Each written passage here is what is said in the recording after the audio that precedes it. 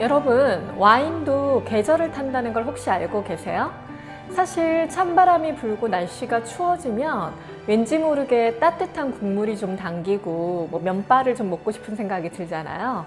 자, 그런 것처럼 더운 여름이 지나고 선선한 가을 바람이 불기 시작하면 왠지 모르게 레드와인 본능이 깨어나는 것 같아요. 네, 그래서 사실 요즘 이 철이 굉장히 레드와인이 생각나는 계절이라고 볼 수가 있습니다.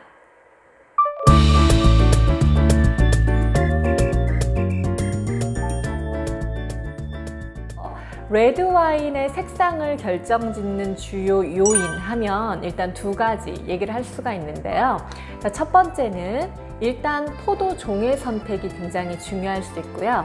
그리고 두 번째는 포도종과 무관하게 어떻게 와인이 만들어졌느냐에 따라서 와인의 컬러가 결정된다고 볼 수가 있습니다. 자, 그러면 먼저 포도 품종 종류, 포도종에는 어떤 것이 있을까요?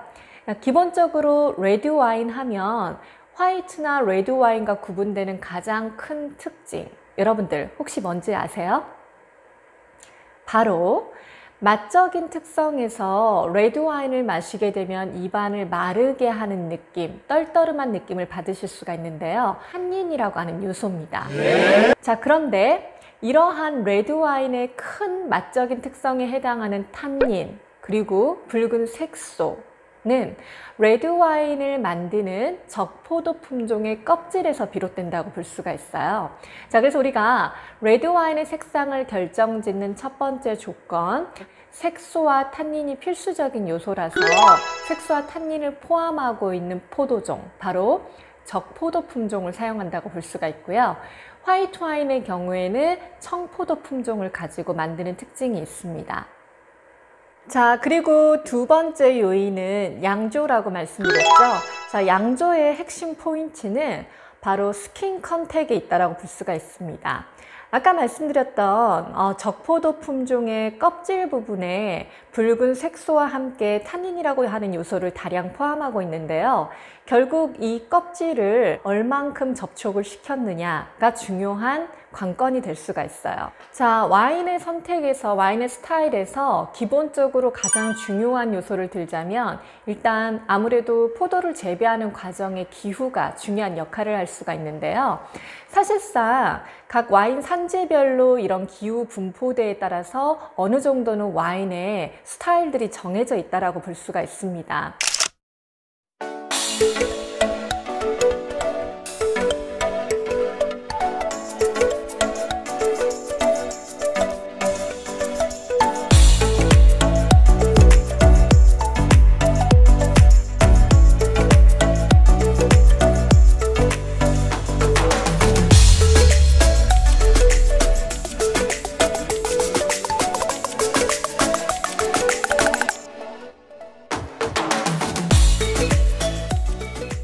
자, 일반적으로 와인을 생산하는 산지 중 좀 더운 기후에서는 기본적으로 일조량이 풍부하고, 그리고 와인에 있어서 레드와인에서는 착색이나 탄닌의 형성이 매우 중요하기 때문에 기본적으로 레드와인 생산에 유리한 조건이라고 볼 수가 있어요. 따뜻한 기온으로 인해서 포도 성숙이 잘 되고 당분이 잘 농축되기 때문에 결국 대부분 알코올 함유량은 높고 바디감이 풍부하면서 굉장히 과일적인 캐릭터도 농축된 스타일의 와인들을 생산하게 되는 특징이 있습니다.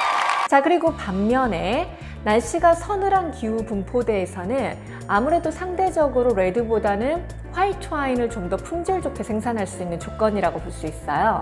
자, 이 경우에는 주로 프레쉬한 느낌이 강조되면서 와인의 산미가 좀 두각되는 스타일이 만들어지고요.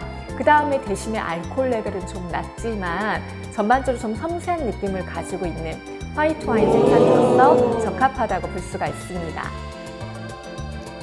이상 레드와인의 특징인 탄닌과 색소를 결정하는 원인을 살펴봤습니다. 다음 와인 담은 이야기를 통해 주요한 적포도 품종들의 특징도 함께 공유하겠습니다.